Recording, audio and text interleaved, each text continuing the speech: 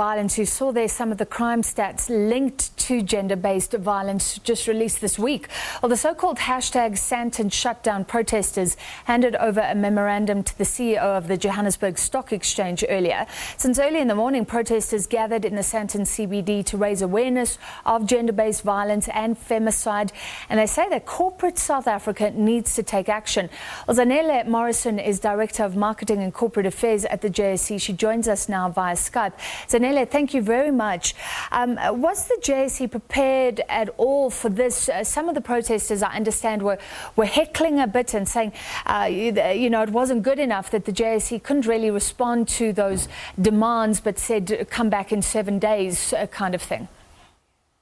It was definitely a very difficult time, I think, today at the JSE. Whilst we've had many instances where people have marched to use the JSE as a platform, this was a day that really was more difficult because the issues at hand were emotional issues. These were women who had experienced the hurt, the violence, and it was really, really an emotionally charged time. And I do not think that we could have prepared for the kind of emotion that was expressed on the day.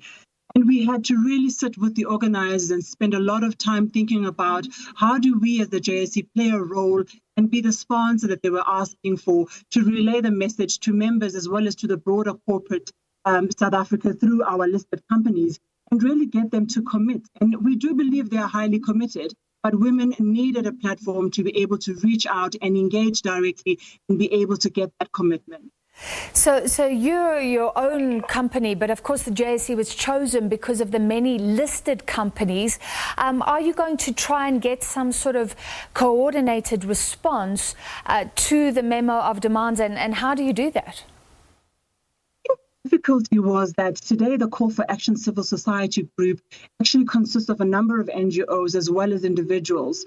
So the challenge that they have on their hands is to really have a united voice and to work together. We as a JSE are willing to provide the support and the platform for them to unite against the items that they've actually raised in their memorandum. So yes, we will be meeting again, we will be supporting them, and we will be bringing corporates together to have the conversation, at hand directly with them. Was it emotional for you? So the JSE has a woman at the top, a new woman will take over from Nikki Newton-King. You are in a strong position. Was this emotional for you? It was emotional for all of us because all of us are touched by gender violence. It is a very difficult thing. Corporates employ women. These very women are the ones who come to work affected by what's happened at home. So we deal with these situations at work. We as the JSE are very committed to supporting our own women. But to see the scale of women who were really visibly demonstrating and really showing the pain on their faces, I think it weighed quite heavily on our CEO, Nikki Newton-King, and definitely weighed heavily on me. Yeah, and the fact is we do often see cover-ups. Grant Thornton, the saga there comes to mind.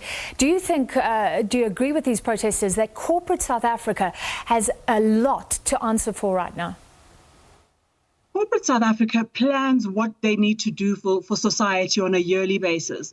I definitely think that there's room to redirect some of the funding, some of the efforts and initiatives to targeting this issue directly and putting an end to it. And I do believe that there is room in the scope. And I also believe that there's commitment to actually do this. What does need to happen is what the memorandum has stipulated are the things that we have been raising. How do we really unpack those and provide solutions that we can deliver in a consistent and sustainable manner? This is not an event. It's something that as a country we have to deal with continuously because of the legacy that has brought us here. And obviously it will also not end tomorrow.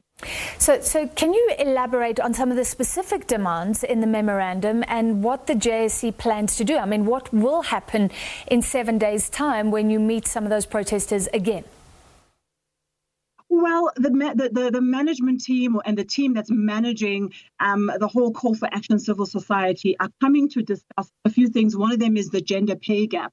And there needs to be an articulation of what is it about the gender pay gap that companies need to do. But companies have already been engaging on this. So it will be a time for the management team to really share what is being done, how it needs to be done, and what can be done better.